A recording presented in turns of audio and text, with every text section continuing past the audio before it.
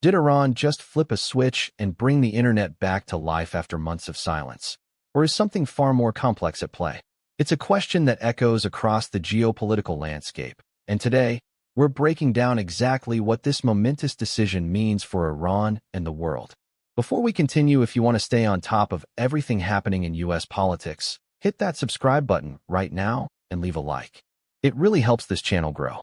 For nearly 90 days, the digital arteries of Iran have been choked off. An internet blackout, one of the longest and most severe in recent memory, silenced millions. But on Monday, President Masoud Pezeshkian issued a decree, a directive that has now restored international internet access, reportedly to its pre-January state. This news, confirmed by the Iranian news agency Tasnim, signals a significant shift after a period of extreme digital isolation. The government had previously cut off access to the internet as a means of control, particularly in the wake of widespread protests. This blackout wasn't just an inconvenience. It was a tool to stifle dissent, to limit the flow of information, and to create an information vacuum. Think about it. For 3 months, ordinary Iranians were largely cut off from global news, from communicating with family and friends abroad, from accessing essential services that increasingly rely on internet connectivity. Businesses struggled, journalists faced immense challenges, and the very fabric of civil society felt the strain. This wasn't a minor glitch. It was a deliberate severing of connections, a move that has been a hallmark of authoritarian regimes seeking to control narratives and suppress opposition. The reasons cited for such blackouts are often vague, but the effect is always the same: to isolate the population and prevent them from organizing or sharing information that could challenge the ruling powers. So, why the sudden change of heart? The restoration of international internet access, especially after such a prolonged and seemingly ironclad ban, begs a multitude of questions. Is this a genuine step towards opening up the country, a sign of internal pressure, or a strategic maneuver with far-reaching implications? Let's consider the potential impacts. On one hand, this restoration could be seen as a positive development for the Iranian people. It reestablishes vital communication channels, allows for greater access to information, and could potentially boost economic activity that has been hampered by the digital drought.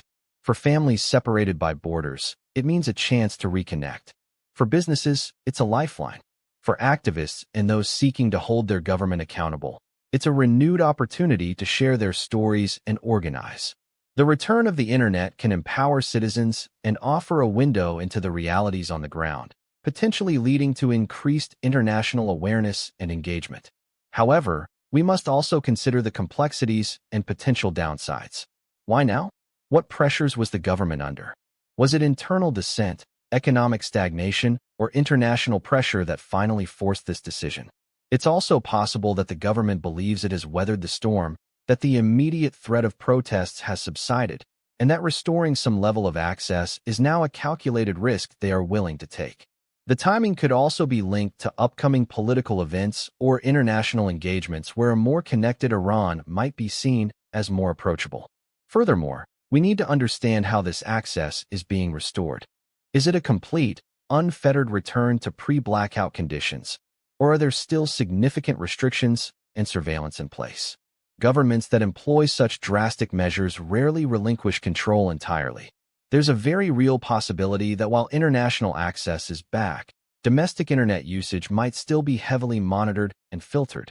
This would mean a partial victory for the people, but not a complete liberation from digital control. The authorities might be seeking to strike a balance between appeasing public frustration and maintaining their grip on information. The implications for U.S. politics and foreign policy are also significant. A more connected Iran could mean a more informed Iranian populace, which could, in turn, influence domestic political dynamics and potentially create new avenues for diplomatic engagement or, conversely, new challenges. It could also lead to an influx of information that challenges the current narrative and puts more pressure on the Iranian regime. For the United States, understanding these shifts is crucial for shaping its own policy towards Iran, from sanctions to diplomatic overtures. It allows for a more nuanced understanding of the internal situation and potential future trajectories. This decision is not happening in a vacuum. It's a response to a complex web of domestic and international factors.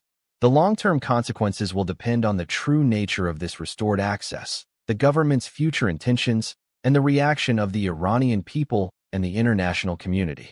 We are witnessing a pivotal moment, a potential turning point, but the full story is still unfolding. The return of the internet is a powerful symbol, but the true measure of freedom and openness will be in the details of its use and the government's commitment to allowing unfettered access. So what do you think about this? Is Iran opening up, or is this just a strategic pause? Drop your opinion in the comments below. I read every single one.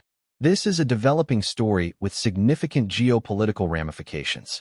Stay tuned as we continue to monitor and analyze every crucial development.